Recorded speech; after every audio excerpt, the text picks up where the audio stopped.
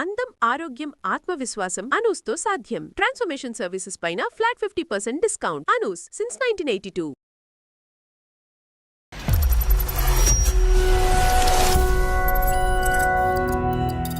అప్పటి వరకు బాగానే సాగింది. ఎందుకో నాకు కొంచెం డౌట్ అనిపిస్తుందండి ఒక 2 years నుంచి. డౌట్ అంటే ఏ విషయంలో అమ్మా? ఖచ్చితంగా ఎవరు అమ్మాయి అని అనుకుంటున్నానండి. మా పర్సనల్ విషయం సార్, తను తెలియక మీకు కనెక్ట్ చేసినట్టుంది. తెలిసే చేసిందండి. సీక్రెట్గా ఎవరిని ఆడవాళ్ళు ఎవరిని ఇతను పరిచయం అయ్యారనేటటువంటి అభద్రత అనే ఇన్సెక్యూరిటీ నాకు వస్తుందండి. మరి అదే సబ్జెక్ట్ నిజమైతే కనుక మరి నన్ను నేను కాపాడుకోవాలి కదండి. మరి నన్ను ఎక్కడ పోమంటారని అందాం.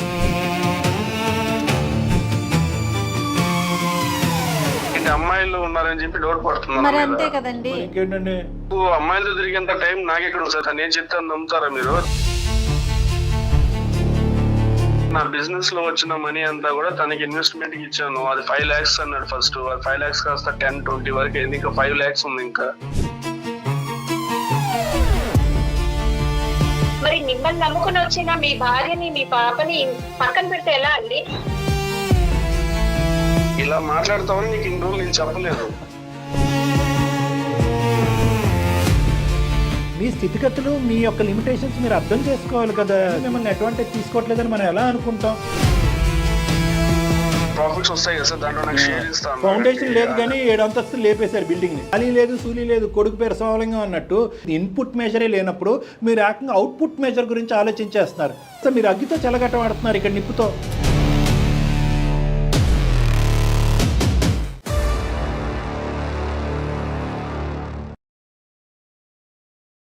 అను స్కిన్ అండ్ హెయిర్ క్లినిక్ సమర్పించి అందమైన జీవితం కార్యక్రమానికి స్వాగతం. నమస్తే కళ్యాణ్ గారు. నమస్తే మేడం. పద్మిని అని మనకి ఒక ఆవిడ మెయిల్ చేశారండి. పెళ్ళైన తర్వాత ముఖ్యంగా మంచి చెడు, కష్టం సుఖం ప్రతిదీ షేర్ చేసుకోవాలి. అంటే ఇద్దరు కూడా లాయల్గా ఉండాలి. ఏం జరుగుతున్నా కూడా వైఫ్ అయినా హస్బెండ్ అయినా వాళ్ళ పరిస్థితి ఏంటి, ఫైనాన్షియల్ స్టేటస్ ఏంటి, అప్పులేంటి, ఆస్తులు ఏంటి, మంచి ఏంటి, చెడు ఏంటి జనరల్గా చూస్తూ ఉంటాం. బహుశా ఇప్పుడు వర్షన్ మారింది. ఇన్ జనరల్ నేను చూసినంత వరకు అన్ని విషయాలు షేర్ చేస్తారండి. భార్యకి ఫైనాన్షియల్ థింగ్స్ వచ్చేసరికి షేర్ చేయరండి చాలా వరకు. కరెక్ట్. తనేం చేసేది కాదు, అచ్చేదా తీర్చేదా, ఆ సమస్య ఏదో నేనే ఫేస్ నిలదీసామనుకోండి తనకెందుకు బడ్డెను. తెలివైన వాళ్ళేమో తనకెందుకు బడ్డెన్ అంటారు, కొంతమంది ఏమో నీ అవసరాలన్నీ తీరుస్తున్నాగా నీకెందుకు చెప్పాలి అంటారు. సో ఇలాంటి ఇష్యూని ఫేస్ చేస్తుంది పద్మిని అండి. అది ఎక్కడికో వెళ్ళిపోయింది ఇష్యూ కూడా. సో ఒకసారి మీ సలహా కోసం అని చెప్పేసి మన అందమైన జీవితానికి మెయిల్ చేసింది. తప్పకుండా మేడం.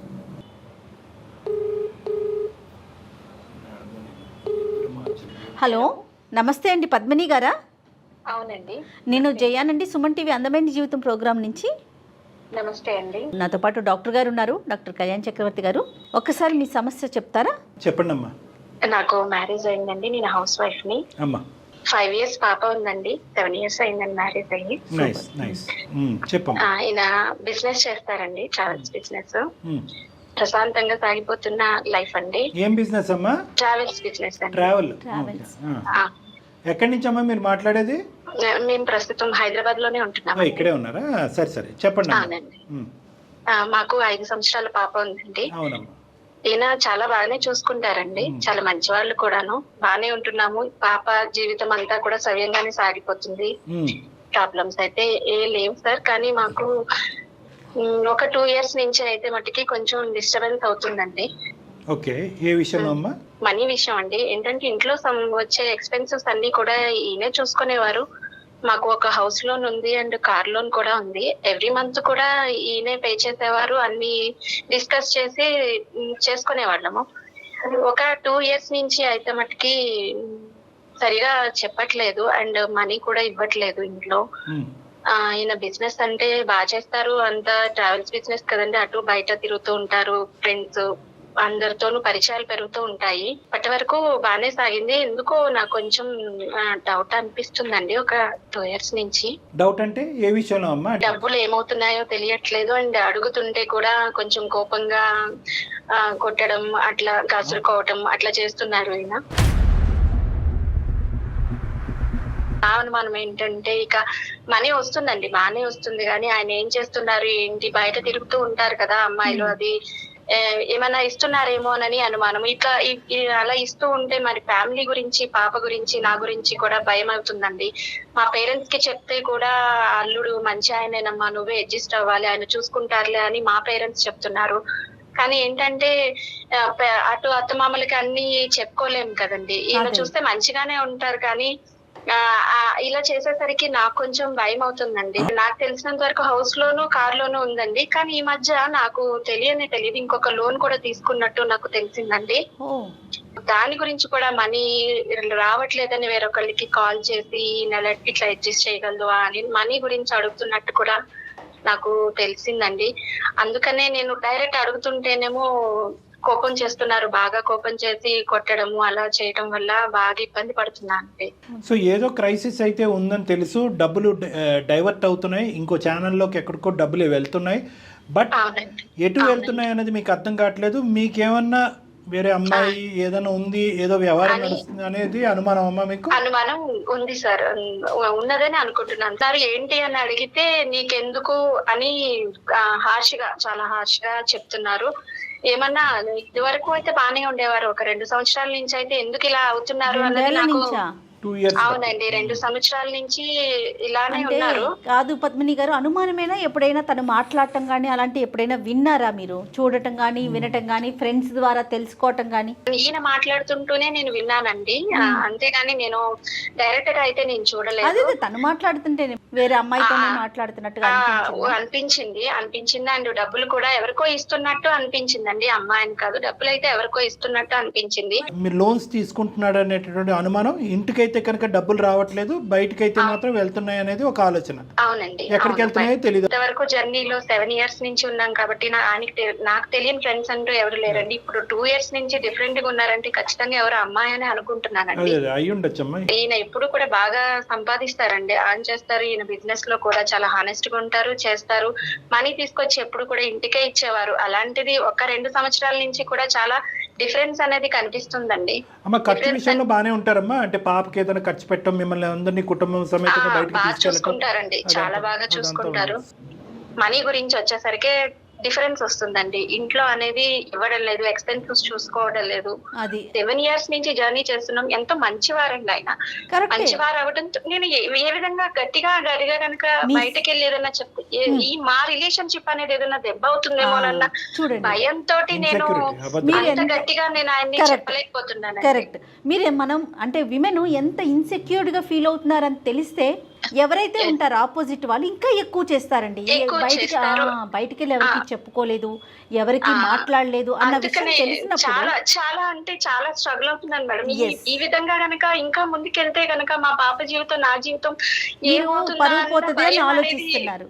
నిజంగా అదే పరువు పోతుంది అన్న విషయం అతనికి తెలిసిందనుకోండి, ఓ నా వైఫ్ ఊరుకోదు, పంచాయతీ పెట్టిద్ది, పెద్దల్ని పిలుస్తుంది, లేదా నా ఫ్రెండ్స్ని పిలుస్తుంది, గోల చేస్తుంది అని తెలిసినప్పుడు కొంతలో కొంతైనా మార్పు వస్తుందండి. ఏమి చేయలేరు, నోరు మూసుకుని ఉంటారు అనే థాట్ ఉన్నప్పుడు ఇప్పటికి 2 ఏళ్ళ అండి భరించేది, అంటే వేరే రకంగా కాదు. అవునా కదా డాక్టర్ గారు?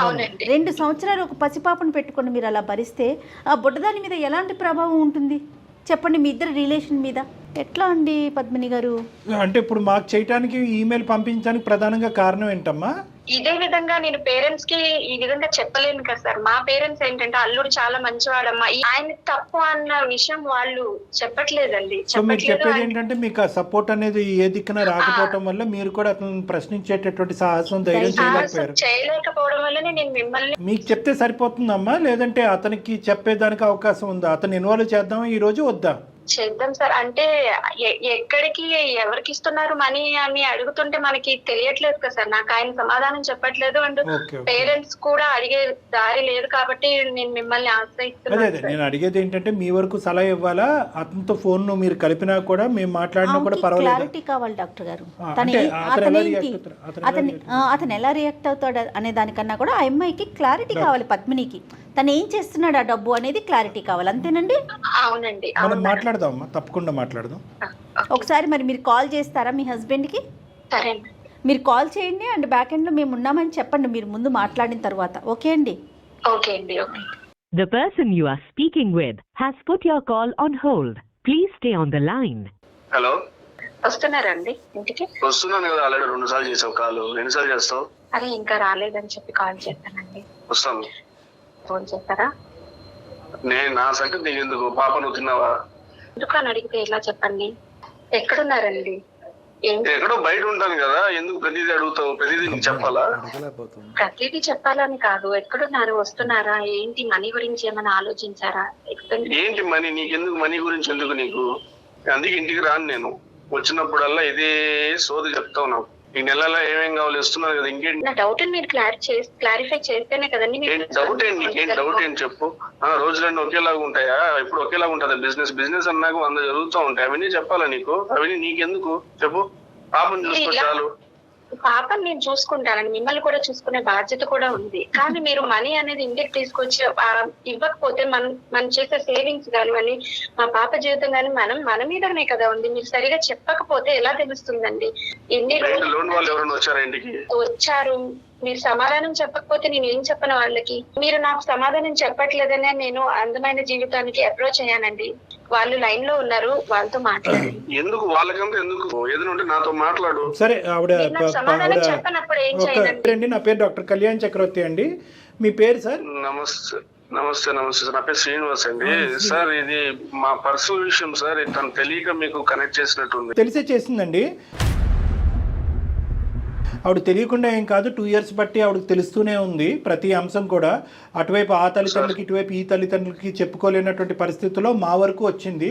పాపం ఆవిడ పరిస్థితి కూడా అర్థం చేసుకోండి. ఈరోజు నీకు అనవసరం, నీకెందుకు అనే సమాధానం కంటే ఇది నిండా మునిగిన తర్వాత ఎటువంటి పరిస్థితి వస్తుంది అనేటటువంటి అభద్రతతో అమ్మాయి ఈరోజు ఉంది.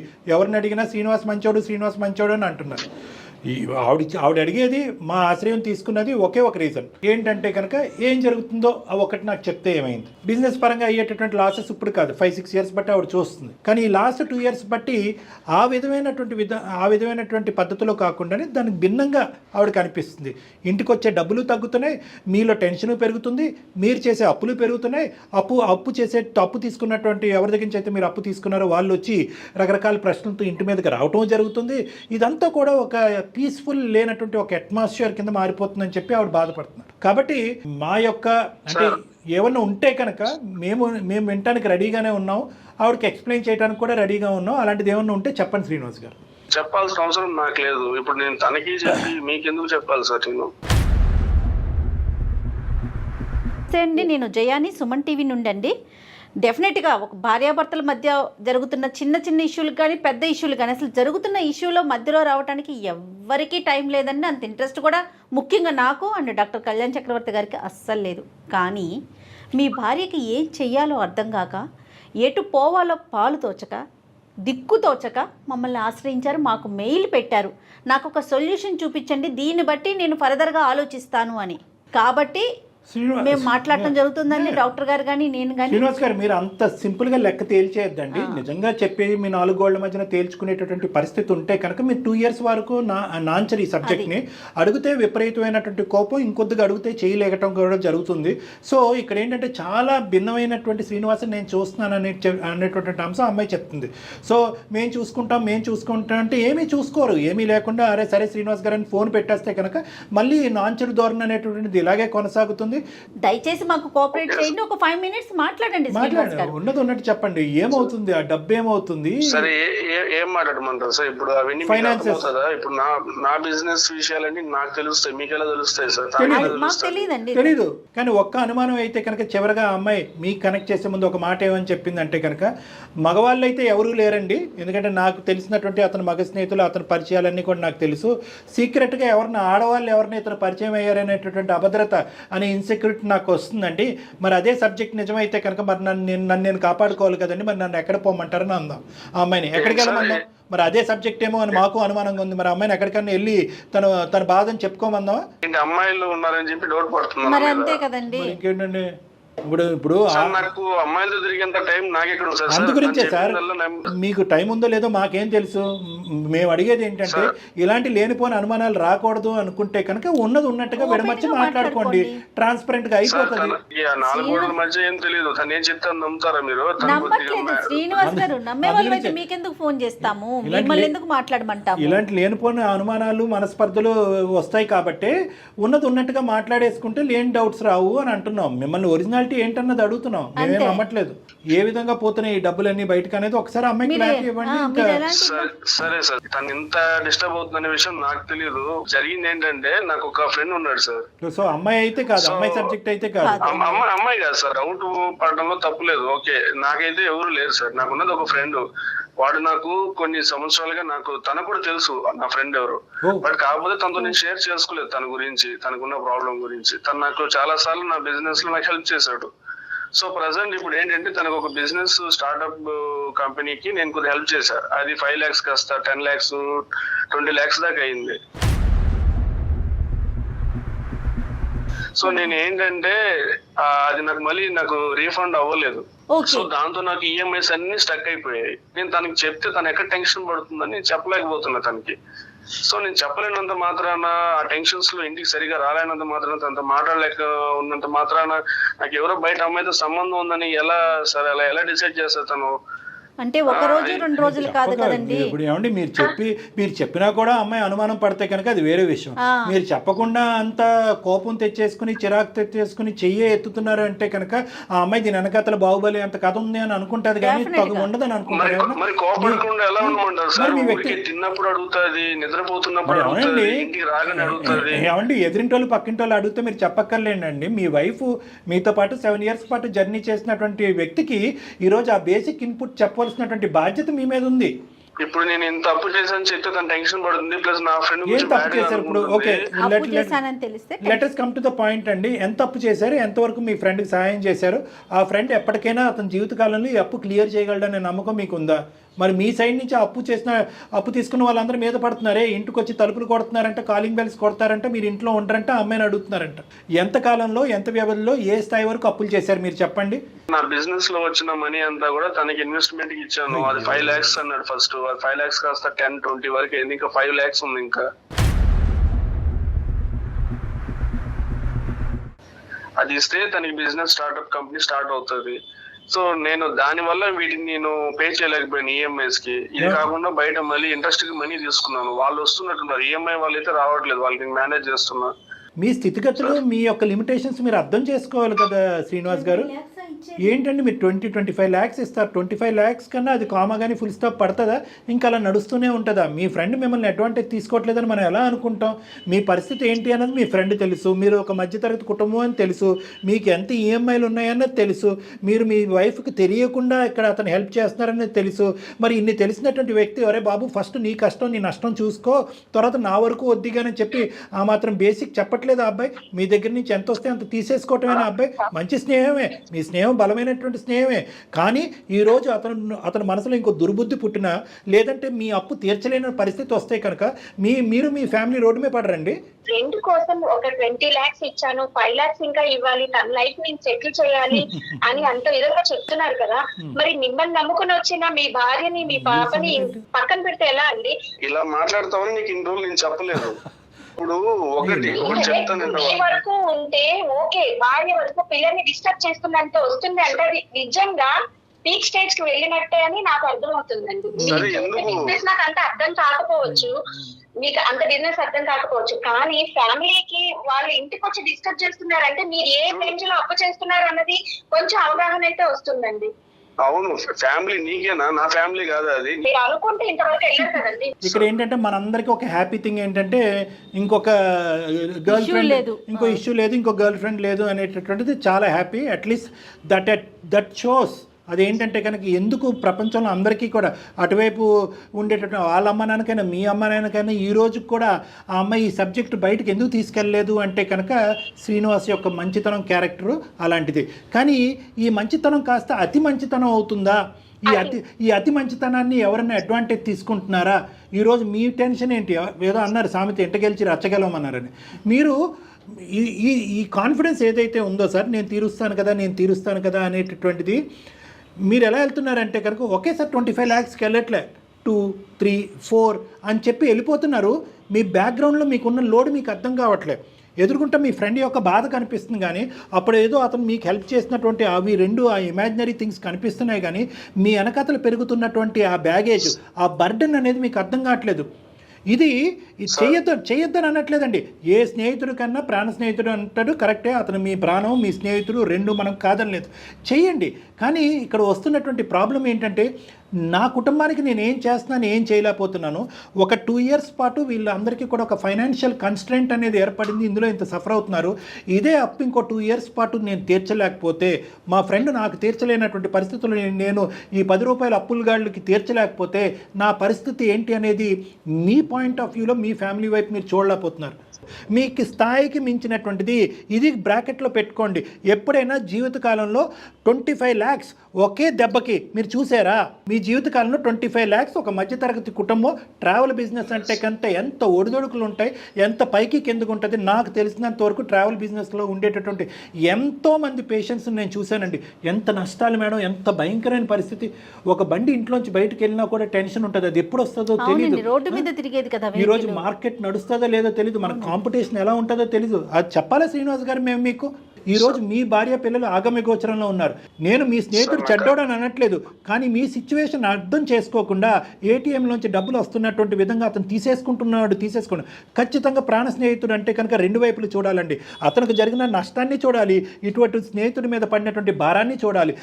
అటువంటి వ్యక్తి అసలు సిసలైనటువంటి ప్రాణ స్నేహితుడు. సార్ ఇప్పుడున్న కండిషన్ లో నేను తప్ప వాడికంటే ఎవరు లేదు సార్. వాళ్ళ వైఫ్ పిల్లలు అదే చెప్తున్నాను కదా, మీ మంచితనంలో ఉన్న ఒక పెద్ద బ్రాకెట్ లో ఉన్న కండిషన్ ఏంటంటే కనుక ఈ మంచితనం కాస్త అతి మంచితనం అయ్యి నేనే నాదుడిని నేనే దేవుణ్ణి నేనుంటేనే అతను బతుకుతాడు లేదంటే లేదని అనుకుంటున్నారు. తనకు మించిన ధర్మం మొదటి చెడ్డ బేరం అంటారండి.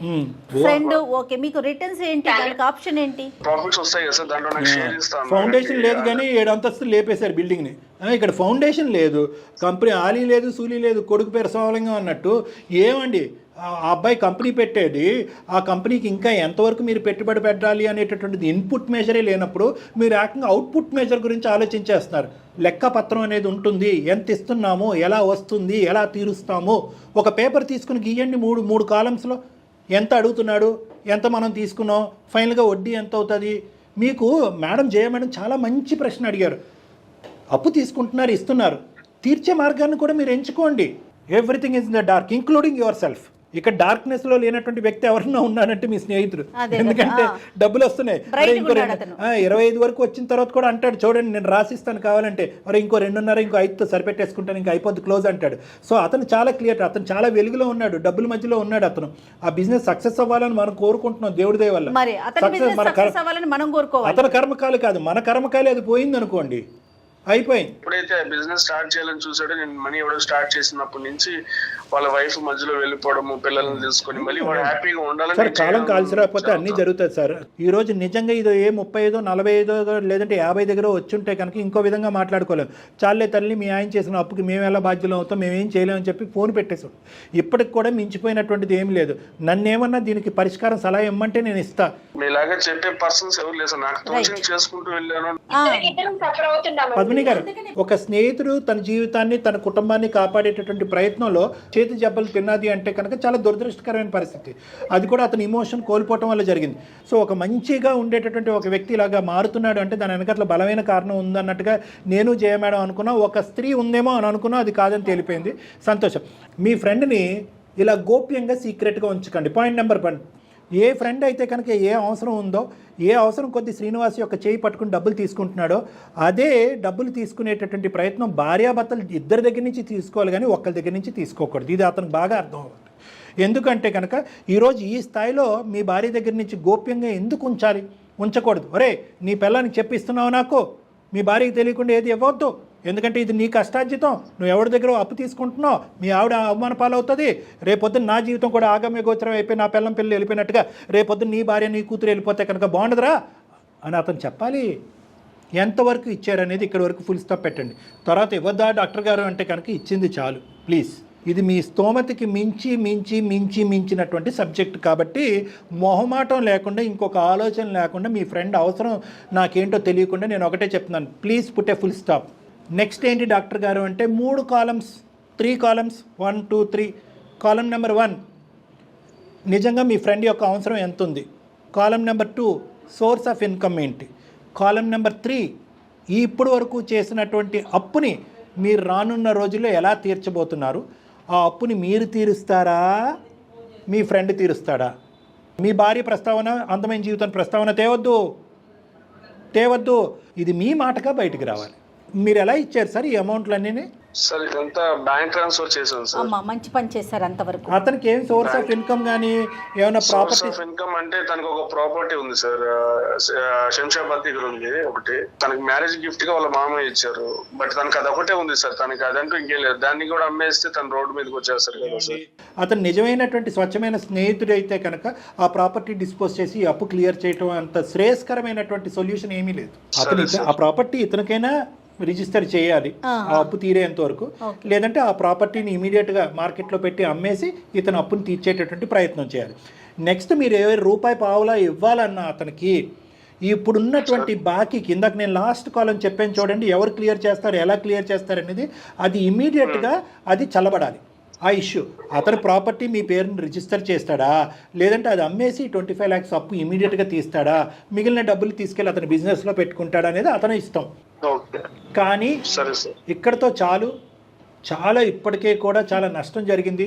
నిజంగా దేవుడికి నేను చేయమని ఏం దండం పెట్టుకుంటున్నాం అంటే ఆ ప్రాపర్టీ అమ్మేటటువంటి ఉద్దేశంలో ఆ మహానుభావుడు ఉండాలి. ఇప్పటికీ అమ్ముతా అన్నాడు సార్, నేనే వద్దు ఉంచుకోన్నాను సార్. అతను ఉంచుకున్నాడు. సరే, ఏదేమైనా శ్రీనివాస్ గారు ఇప్పుడైతే మాత్రం నేను ఒకటే చెప్తాను. ఇందాక మీరు పెద్దగా మాట్లాడటానికి ఇష్టపడలేదు మాతో, కానీ ఎందుకో సడన్గా రియలైజ్ అయ్యారు, మా లూప్లోకి వచ్చారు. మా అదృష్టం, మీ భార్య బిడ్డల అదృష్టం. ఇక ముందు నుంచి మీరు ఆలోచించవలసింది ఏంటంటే, ఇంటి మనిషి ఆ అమ్మాయి కేవలం వంట చేసుకోవటానికి బిడ్డను చూసుకోవటానికే కాదు. నేను ఏదైనా ఆర్థికపరమైనటువంటి మీకే కాదు, ఈ స్థాయి ఈ ప్లేస్లో ఉన్నటువంటి అందరు వైఫ్ అండ్ హస్బెండ్స్కి, కపుల్స్కి నేను ఒకటే చెప్తున్నాను, ట్రాన్స్పరెన్సీ ఈజ్ ఇంపార్టెంట్. నువ్వు చదువు లేదు, నీకు అర్థం కాదు, నువ్వు లేనిపోని ప్రశ్నలు అడుగుతావు, అనుమానిస్తావు, ఇవన్నీ పక్కన పెట్టండి.